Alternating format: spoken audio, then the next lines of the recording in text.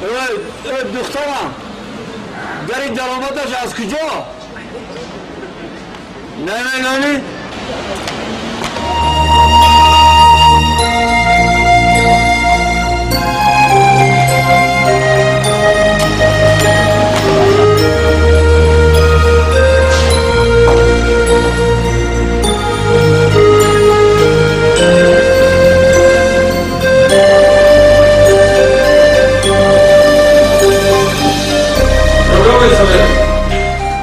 السلام علیکم.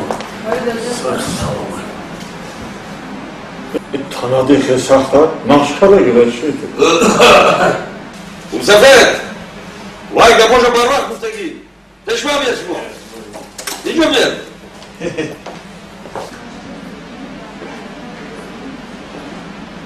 سلام علیکم نبود شما شب رازی رحمت چی کزار کنم همین توی مگزار کوفتم نیفتم یک کاستیوم برو که دومادی در کن کاستیوم برو که دومادی مرحبا بسید منم برای دومادی اینا این عدوزا چند باشه؟ این 50 هم هست 52 هم هست 54 نه این مایده این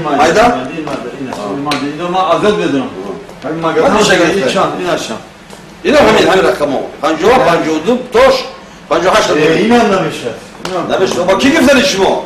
این با دوماده و با دوماده گفتن همین بدونی و دوماد همین جده دوماد گفتن بیاد و دوماد از شما با خودتون بگید با شما چند ساله کی؟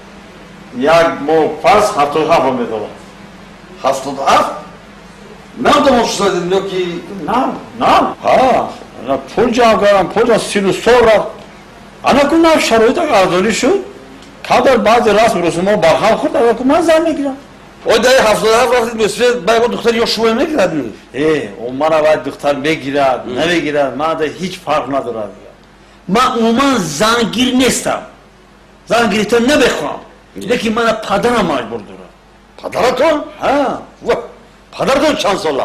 101 برفتایی 101 بنام یک قدم بود اگه پدر یه مجبور کردی نه نوشه پدر بابا مجبور کردم بابا تو؟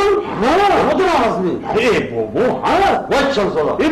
بابا بیوش شده یوش شده همین نمکن 137 با قدم بود